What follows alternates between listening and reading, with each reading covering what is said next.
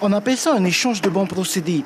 Kevin et Marion déposent les cartouches d'encre reconditionnées et récupèrent les vides. Alban procède à l'échange. Le développement durable, c'est son cheval de bataille.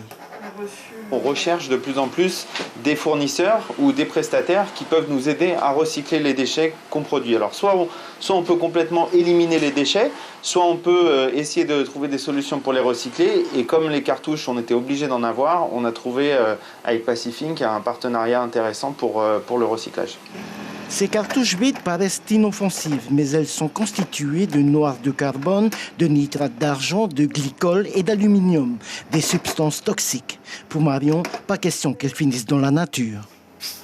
L'objectif, en fait, c'est de mettre en place une économie circulaire dans les entreprises sur les impressions bureautiques et donc de les fournir en consommables d'impression remis à neuf ou neufs et ensuite de les collecter une fois qu'ils sont vides et utilisés pour les insérer dans la boucle de reconditionnement et garantir de ne générer aucun déchet sur la Polynésie.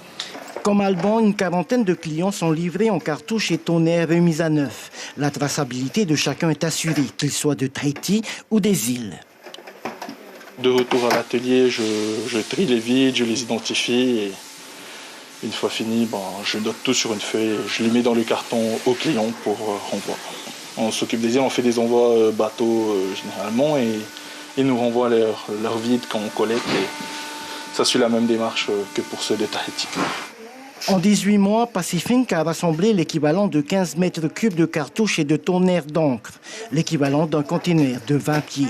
D'ici 2 semaines, ces consommables seront expédiés au Havre pour un reconditionnement. Sachant qu'une cartouche ou un tonnerre peut être reconditionné entre 5 à 10 fois, selon les références et selon son état, pour leur donner donc une seconde vie. Donc chez nos reconditionneurs, en usine, de façon industrielle, ils sont démontés, on change les pièces qui peuvent être potentiellement cassées et s'ils sont reconditionnables, on les remet dans le cycle, on les remplit à nouveau de neuf et ils nous sont renvoyés pour qu'on puisse à nouveau les livrer chez nos clients. Après l'encre, cette start-up s'intéresse de près à la branche imprimante. Une logique d'entreprise éco-responsable, le zéro déchet à portée de main.